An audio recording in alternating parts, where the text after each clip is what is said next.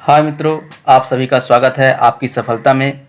मैं नीरज आप सभी का स्वागत करता हूं आज के इस नए वीडियो में। आज मैं आप सभी के लिए लेकर आया हूं राजभाषा,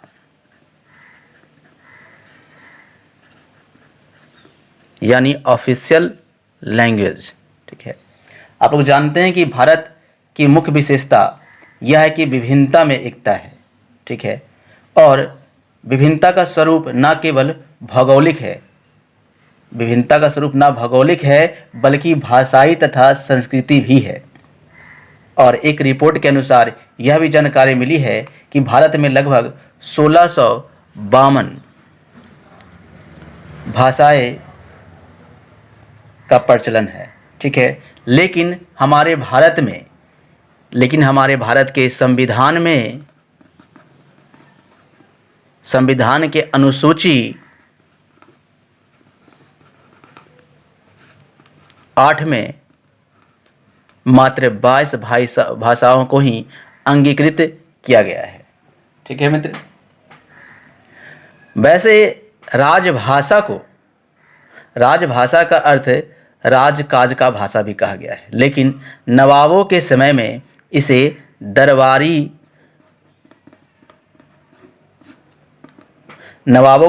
दरबारी भाषा भी कहा जाता था।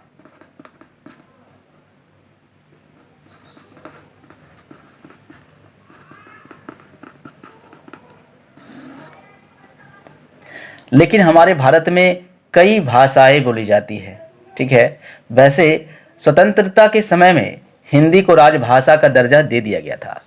जब हमारा भारत स्वतंत्र हुआ था तो हिंदी को ही राजभाषा के रूप में इसे घोषित कर दिया गया था। लेकिन हमारे भारत में कई भाषाएं बोली जाती है, इसलिए 11 सितंबर से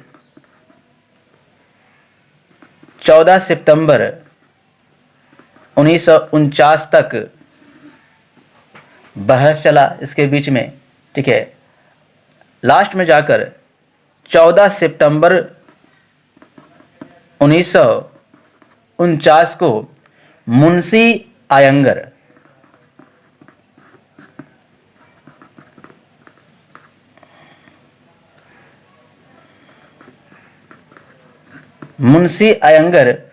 फार्मूला के तहत, ठीक है, इसे क्या किया गया, हिंदी को संवैधानिक रूप से राजभाषा घोषित कर दिया गया। ठीक है, 29 सितंबर 1949 को मुंशी आयंगर समिति के तहत हिंदी को संवैधानिक रूप से राजभाषा घोषित कर दिया गया था।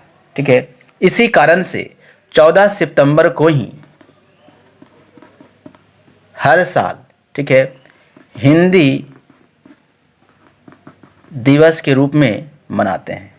ठीक है मित्र, कहा जाता है अगर हमें राजभाषा की जानकारी मिलती है तो राजभाषा की जानकारी हमें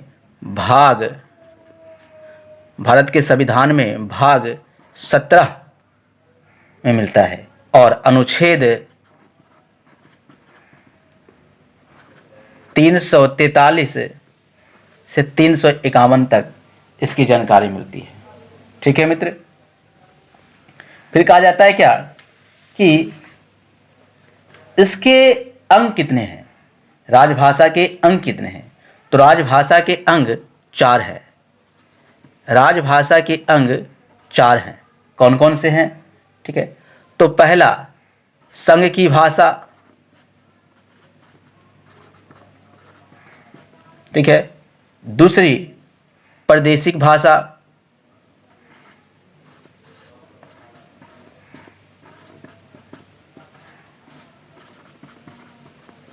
संघ की भाषा की जानकारी हमें अनुच्छेद 343 से 344 तक मिलती है। ठीक है मित्र, और वहीं प्रादेशिक भाषा में, ठीक है, जानकारी मिलती है हमें 345 से 347 तक। तीसरा अंग है राजभाषा का उच्चतम या उच्च न्यायालय की भाषा। ठीक है, इसकी जानकारी हमें अनुच्छेद 348 से 349 तक मिलती है। ठीक है, ये अनुच्छेद में मिलती है। और अंतिम का अंग है, चौथा अंग है। ठीक है, चौथा अंग है इसका विशेष निदेशक।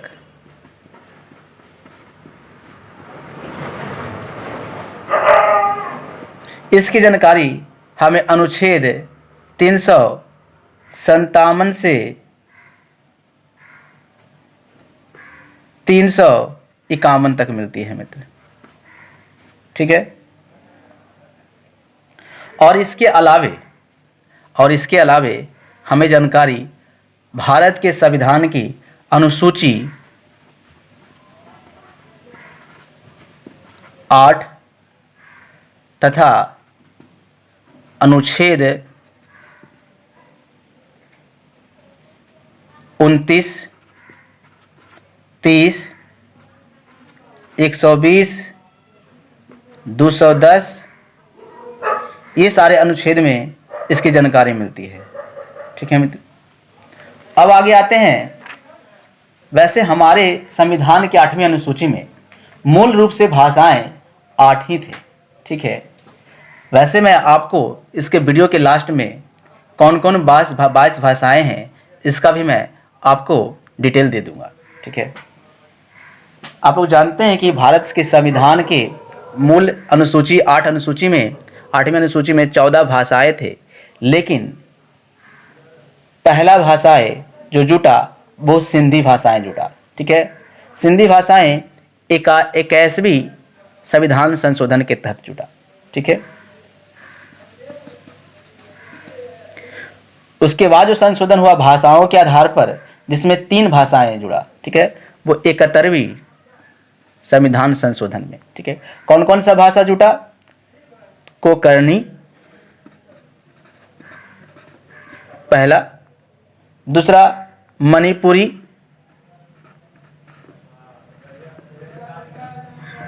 तीसरा नेपाली, और जो तीसरी बार भाषाओं के आधार पर संशोधन हुआ उसमें 4 भाषाएं जुटे 92वीं संशोधन के तहत। ठीक है, इसमें कौन कौन थे? संथाली,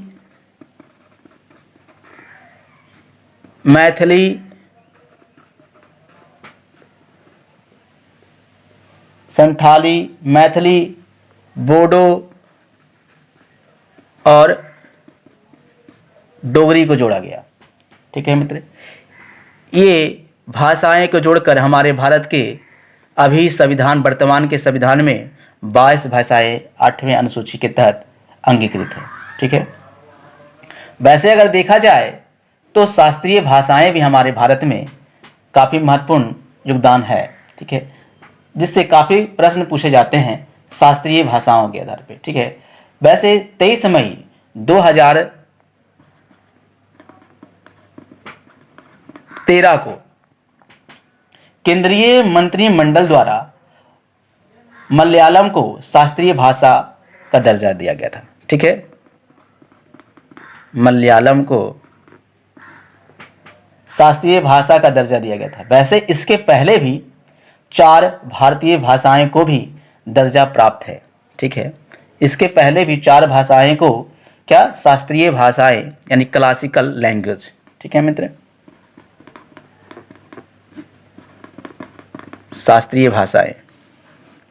शास्त्रीय भाषाएं के रूप में वैसे पहले से 4 भाषाओं को ऑलरेडी के दर्जा प्राप्त है। कौन कौन सी भाषाएं?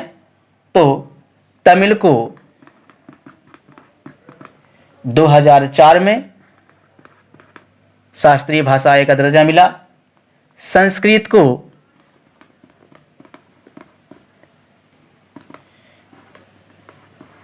2005 में और कन्नड़ एवं तेलुगु को 2008 में क्लासिकल लैंग्वेज यानी शास्त्रीय भाषाएं का दर्जा प्राप्त हुआ। ठीक है मित्र, अब आते हैं राजभाषा।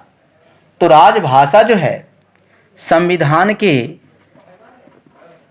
अनुच्छेद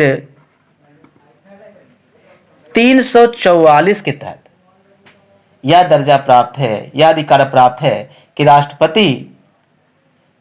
राष्ट्रपति राजभाषा आयोग गठित कर सकता है। कौन कर सकता है? राष्ट्रपति राजभाषा आयोग का गठन कर सकता है। ठीक है, यह अधिकार किसके पास है? राष्ट्रपति के पास है। लेकिन इसका प्रयोग राष्ट्रपति 10 वर्ष के बाद ही कर सकता है। ठीक है, और इस आयोग में कुल 18 सदस्य होते हैं। ठीक है मित्र,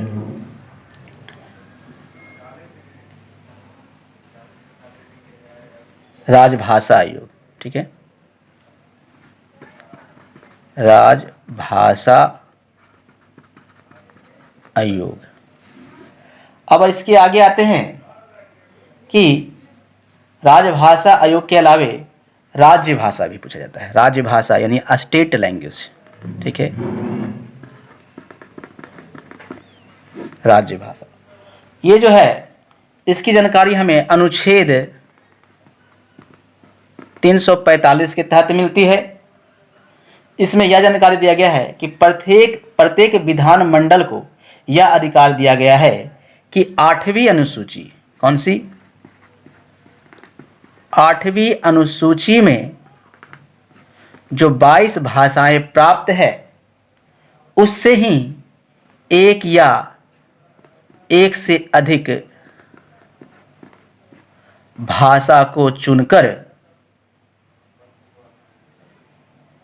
विधानमंडल अपने राज्य की भाषा को अपने राज्य में अंगीकार कर सकता है। कौन से राज्य में कौन से भाषा का प्रयोग किया जा रहा है, यह भी जानकारी मैं वीडियो के लास्ट में आपको एक मैप के अनुसार से दे दूंगा। ठीक है, जिससे आप देख की जानकारी प्राप्त कर सकते हैं। ठीक है मित्र, आज का वीडियो इतना ही। राजभाषा से संबंधित इतना ही प्रश्न आपके एग्जाम में पूछे जाते हैं। यदि आपको यह वीडियो अच्छा लगा तो इसे लाइक करें, शेयर करें और इस चैनल को अगर अभी तक सब्सक्राइब नहीं किए हैं तो सब्सक्राइब करें और अपने मित्रों दोस्तों को भी शेयर करें ताकि उनको आने वाले एग्ज़ाम में राजभाषा से संबंधित कोई प्रश्न आए तो उनसे नहीं छूटे। जी धन्यवाद।